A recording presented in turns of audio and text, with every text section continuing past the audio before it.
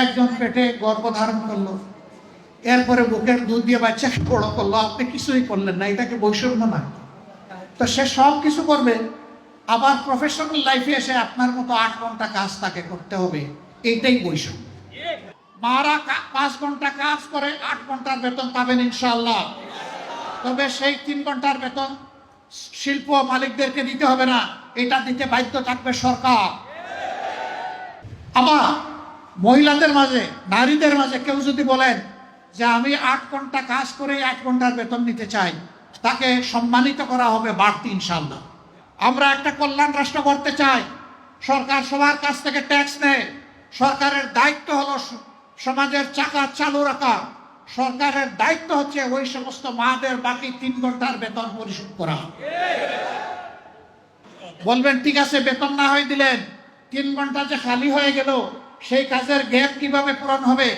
দুনিয়ার বহু দেশে পার্ট টাইম সরকারি জব আছে, অনেক মহিলা 8 ঘন্টা সময় দিতে পারবে না, বাসার বাইরে তার বাচ্চা আছে, সংসার আছে, এই জন্য জব ছেড়ে দেয়।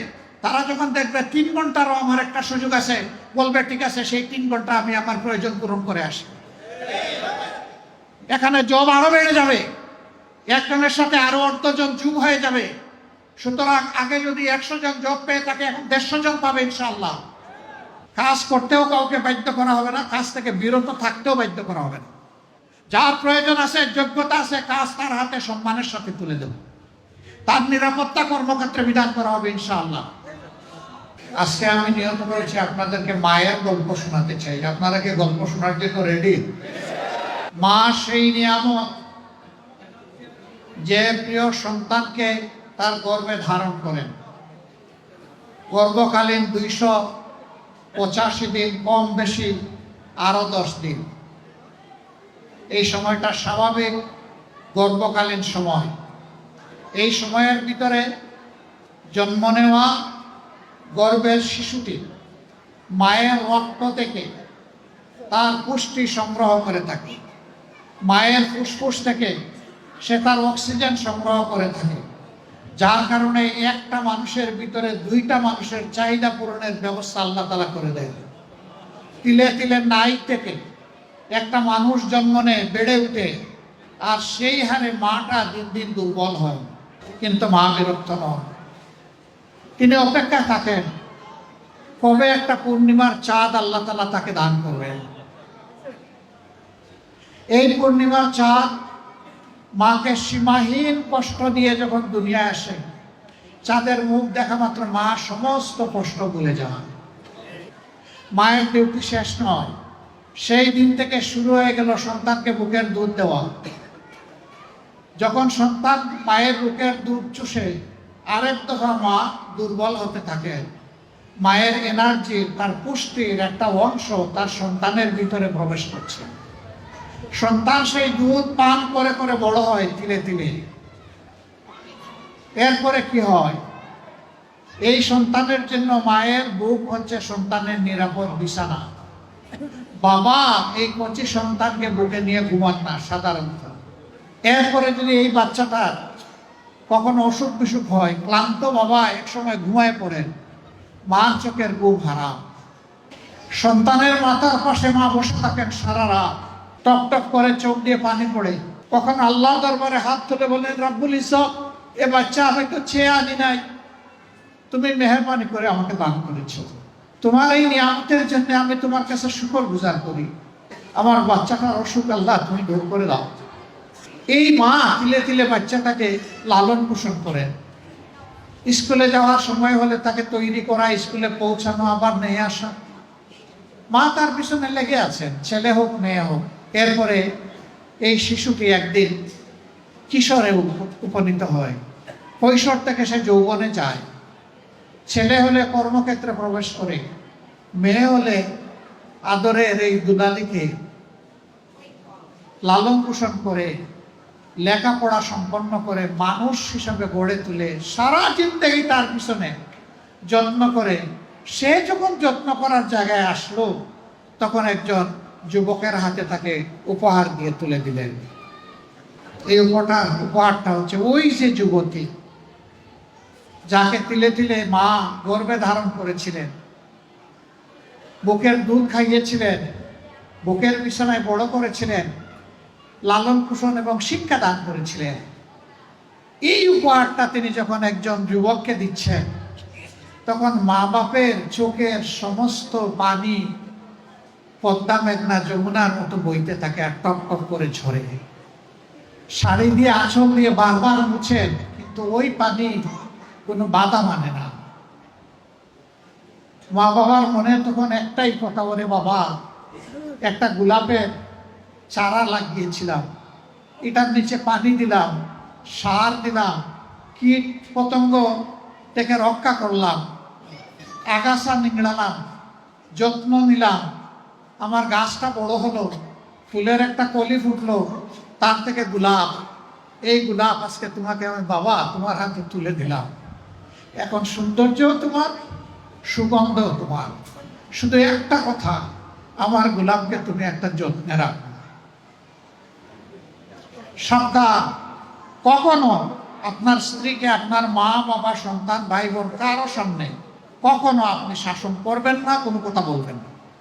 বলতে হলে আলাদা করে সম্মান দিই। আমার ব্যক্তিগত অনুভূতি, যে কোনো স্ত্রী লোককে, সে আমার মেয়ে হোক, আমার স্ত্রী হোক, আমার বোন হোক, আমার মা হোক, তাকে মায়ের জাতির মর্যাদায় দেখলে আপনি সম্মানিত হবেন। এক চালাক আমার সহকর্মী একদিন বলে যে জনাব, স্ত্রীকে কি হিসাবে দেখব? ওয়েল, স্ত্রীকে স্ত্রী হিসাবে দেখবা, ওই স্ত্রীর মা বাবার চোখের পানির দিকে তাকাইয়া তাকে সম্মান করবা, ভালোবাসা। আর তোমার সন্তানের মা হিসাবে তাকে তুমি শ্রদ্ধা। তুমি যেমন ভাই চাও যে তোমার মাকে সবাই সম্মান করুক, তোমার সন্তানরাও চায় তাদের মাকে সবাই সম্মান করুক, তুমি সবাই। আমি সম্প্রতি গিয়েছিলাম আমেরিকা সফরে, সেখানে নিউ ইয়র্কে একটা বক্তব্য রাখতে গিয়ে আমি বলেছিলাম, জামাতে ইসলামী যদি দেশ পরিচালনার সুযোগ পায়, কর্মজীবী মহিলাদের কর্মঘণ্টা 3 ঘন্টা কমিয়ে 5 ঘন্টা করা হবে। আরে যাই বলছি, বাংলাদেশের বঙ্গোপসাগরে জোয়ার শুরু হয়ে গেছে, চতুর্দিকে সমালোচনার ঝড়। হায় হায়, কি বললো জামাতের আমির সাহেব, এখন তো আর মহিলারা কোনো কাজই পাবে না। যারা বিভিন্ন কাজে নিয়োগ করবে তারা বলবে বাবা আমার এই 5 ঘন্টা দিয়ে 8 ঘন্টার বেতন দিয়ে আমার তো পোষাবে না, আমার দরকার নাই মহিলা কর্মজীবী, মহিলা কর্মকর্তা আমার প্রয়োজন নেই, কারণ মালিক টাকা খাবে কেন। আরেক দল বলতেছে যাও মহিলারা একটু রুজি রোজগার করতো, রাস্তাটা দিলেন আপনি বন্ধ করে। ভাই, একদিনে সব কথা বলা যায় না, বিবেচনা না করে, চিন্তা না করে এই কথা বলি নাই। আর একটা মিটিংয়ে একজন প্রশ্ন করছে ভার্জিনিয়ায়, যে আপনি বলেছেন মহিলাদের কর্মঘণ্টা কমিয়ে দেবেন, এটা কি বৈষম্য না? আমরা করবো 8 ঘন্টা, তারা করবে 5 ঘন্টা। আমি বললাম অবশ্যই বৈষম্য। আসেন দেখি আর কোনো বৈষম্য আছে কিনা। পুরুষরা বাম দিকে বসেছে, মহিলারা ডান দিকে বসেছে। পুরুষদেরকে বললাম, বোনরা আপনারা শুনবেন না এই প্রশ্ন। পুরুষদেরকে বললাম যে আগামী 1 বছরের ভিতরে পেটে বাচ্চা নেবেন এবং 2-1 জন পুরুষ থাকলে হাত তুলে। কেউ তো আর হাত তুলে না, সবাই হাসে আর নিচের দিকে মাথা দেয়, বুঝছে যে আমি কেন প্রশ্ন করছি। আমি বললাম এটা পারবেন না? কয় না না, এটা পারবো কিভাবে। আমি বললাম আচ্ছা ঠিক আছে, বাচ্চা নিতে পারলেন না, আপনার স্ত্রী যে বাচ্চাটা জন্ম দিবেন ওকে একটু বুকের দুধ খাওয়াবেন 2 বছর, যারা তারা একটু হাত তুলে, নিজের বুকের দুধ। এখন দেখি আবার কেউ হাত তুলে না। আমি বললাম এটা কি বৈষম্য না?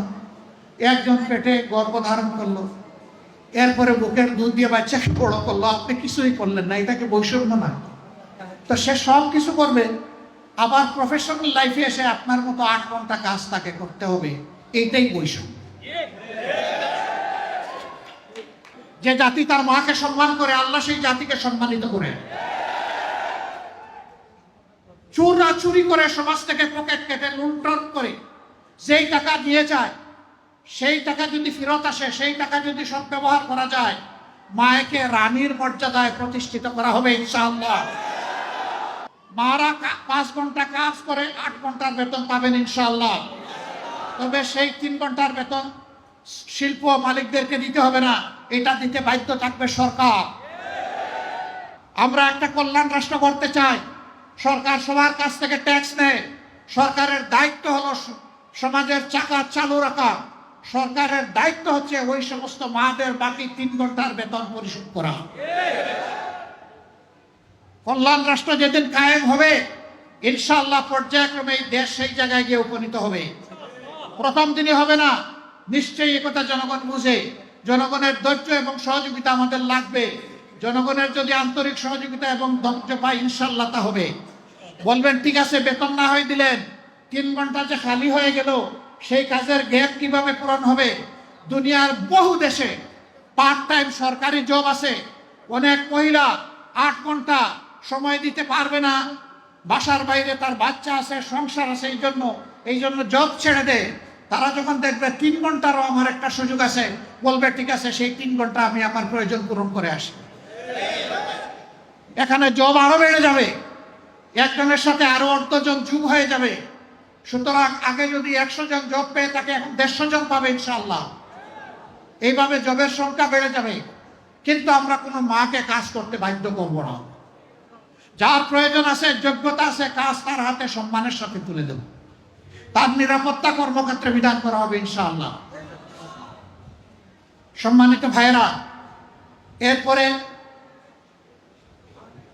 যদি কোনো শিল্প, কোনো ইন্ডাস্ট্রি মহিলাদেরকে কাজে নিতে না চায়, সরকার নীতিমালা করে না যে এতটুকু নিতে হবে। কেউ যদি না আসে, পুরুষ দিয়ে পূরণ করে, অসুবিধা নেই। আবার মহিলাদের মাঝে, নারীদের মাঝে কেউ যদি বলেন যে আমি 8 ঘন্টা কাজ করে 8 ঘন্টার বেতন নিতে চাই, তাকে সম্মানিত করা হবে বাড়তি ইনশাআল্লাহ। তিনি যে সম্মানটা দেখালেন রাষ্ট্রকে, এই জন্য তাকে সম্মানিত করা হবে। সম্মানিত করার বহু রাস্তা খোলা আছে। কাউকে বাধ্য করা হবে না, কাজ করতেও কাউকে বাধ্য করা হবে না, কাজ থেকে বিরত থাকতেও বাধ্য করা হবে না। আমরা ঘুণে ধরা সমাজের আমূল পরিবর্তন চাই। একটা ঝাঁকুনি দিয়ে সমস্ত মহিলা আমরা ছড়াই দিতে চাই ইনশাআল্লাহ, বিইজনিল্লাহ। আমরা পারবো না, আল্লাহ যদি আমাদেরকে তৌফিক দেন, ইনশাআল্লাহ আপনাদেরকে সাথে নিয়ে আমরা পারবো। যেই স্বামী তার স্ত্রীকে রানীর আসনে প্রতিষ্ঠিত করে, সেই স্বামী রাজা হন। আর যেই স্বামী তার স্ত্রীকে অপমান করে, সেই স্বামী কামলা হন। আপনারা রাজা হতে চান না কামলা হতে চান? 2 নম্বর, ওই স্ত্রী যিনি মর্যাদা পাবেন, সম্মানিত হবেন, তিনি চিন্তা করবেন আমার যে স্বামী আমাকে এতটা সম্মান দিয়েছে, আমারও দায়িত্ব আছে তাকে সম্মান দেওয়া। সুতরাং এই সংসার শুধু ভালোবাসার হবে না, এই সংসার সম্মানে সম্মানে ভরে যাবে ইনশাআল্লাহ। আমরা মায়েদের এই মর্যাদা প্রতিষ্ঠিত করব, সমাজের প্রত্যেকটি শিশুকে সুশিক্ষিত করে ইনশাআল্লাহ। এখন আবার কেউ যদি বলে যে জামাতে ইসলামী সব ঘর খালি করে, এখন তো মেয়েদেরকে দেখি বের করে দিবে, যেভাবে লোক দেখাচ্ছে। আগেই বলেছি, যার প্রয়োজন আছে এবং যার যোগ্যতা আছে সে আসবে। যিনি তার কর্মক্ষেত্র হিসাবে বাসাকেই, পরিবারকেই বাছাই করে নেবেন, তাকেও ভিন্নভাবে সম্মানিত করা হবে ইনশাআল্লাহ। রাষ্ট্রের পক্ষ থেকে আরো বহু ইজ্জত তিনিও ভোগ করবেন ইনশাআল্লাহ। এ রাষ্ট্রে কেউ বঞ্চিত হবে না, সবাই এই রাষ্ট্রের নাগরিক হিসাবে পরিচয় দিয়ে সম্মানিত বোধ করবে, আনন্দিত হবে ইনশাআল্লাহ।